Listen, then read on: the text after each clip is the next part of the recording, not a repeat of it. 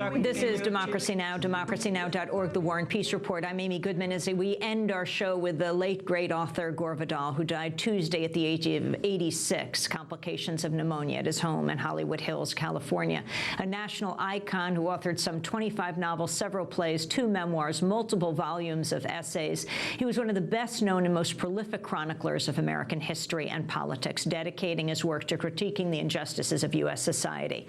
He made 2 unsuccessful bids for office in 1960 when he was a Democratic congressional candidate in New York, and in '82 when he campaigned in California for a seat in the Senate.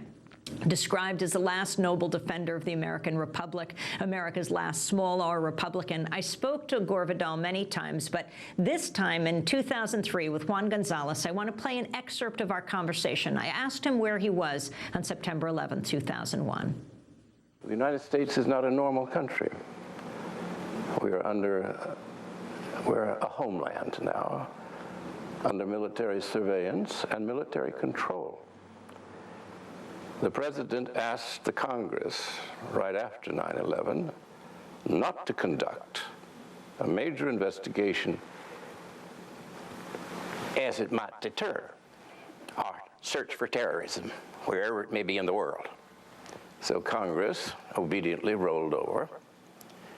There was, I remember Pearl Harbor. I was a kid then, and within 3 years of it, I had enlisted in the Army. That's what we did in those days. We did not go off to the Texas Air Force and hide.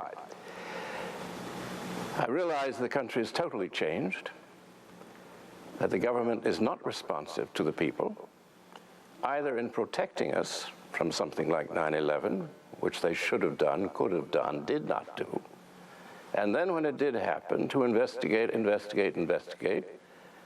So I wrote 2 little books, one called Perpetual War for Perpetual Peace, in which I try to go into the why.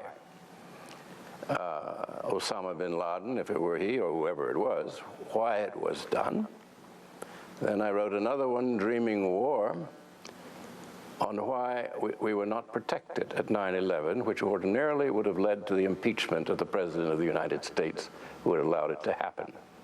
They said they had no information. Since then, every day, the New York Times prints another mountain of people who said they had warned the government. They had warned the government. President Putin of Russia, he had warned us. President Mubarak of Egypt, he had warned us. 3 members of Mossad claimed that they had come to the United States to warn us that sometime in September, something unpleasant might come out of the sky in our direction. Were we defended? No, we were not defended. Has this ever been investigated? No, it hasn't. There was some attempt at the midterm election. There was a pro forma committee in Congress, which has done nothing thus far. What are we, 3 years later? This is shameful. The media, which is controlled by the great conglomerates, which control the political system, has done an atrocious job of reporting, though sometimes good stories get in. I've worn my eyes out studying the Wall Street Journal, which, despite its dreadful editorial policies, is a pretty good newspaper of record, which the New York Times is not. If you read the Wall Street Journal very carefully, you can pretty much figure out what happened that day. At the time of the first hijacking, according to law, FAA, it is mandatory within 4 minutes of a hijacking, fighter planes from the nearest airbase, military base, go up to scramble. That means go up and force the plane down, find out who they are, find out what's happening. For 1 hour and 50 minutes, I think it was, no fighter plane went up. During that hour and 20 minutes, we lost the 2 towers and 1 side of the Pentagon. Why didn't they go up? No description from the government, no excuse. A lot of mumbling stories which were then retracted, new stories replaced them. That, to me, was the end of the Republic. We no longer had a Congress which would ask questions, which it was supposed in place to do, of the executive. We have a commander-in-chief who likes strutting around in military uniform, which no previous commander-in-chief ever did, as they're supposed to be civilians, keeping charge of the military. This thing is surrealistic now, and it is getting nastier and nastier as we are more and more kept in the dark about those things which most affect us, which are war and peace, prosperity and poverty. These are the main things that a government should look after, and we, the people, should be told about. We have been told nothing, and every voice is silent.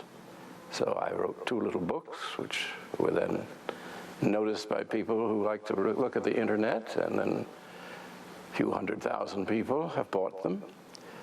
And I don't come out with conspiracy theories. I never became a journalist. I'm a historian. Because journalists give you their opinions and pretend they're facts. I don't give you my opinions because they may be valuable to my mother, but they're of no value to anybody else. They may be of value to me. But I give the facts as I find them, and I list them, and they're quite deadly. This government is culpable of, if nothing less, negligence. Why were we not protected with all the air bases, fighter planes up and down the eastern seaboard? Not one of them went aloft while the hijackings took place. Finally, 2 from Otis Field in Massachusetts arrived at the Twin Towers. I think at the time the second one was hit. If anybody had been thinking, they would have gone on to Washington to try and prevent the attack on the Pentagon. They went back to Otis, back to Massachusetts. So I ask these questions, which Congress should ask, does not ask, which the press should ask, but it's too frightened. It's a reign of terror now. The late author, activist, essayist Gore Vidal died Tuesday at the age of 86 from complications of pneumonia at home in Hollywood Hills, California. You can watch all of our interviews with Gore Vidal on our website, democracynow.org. A special thanks to our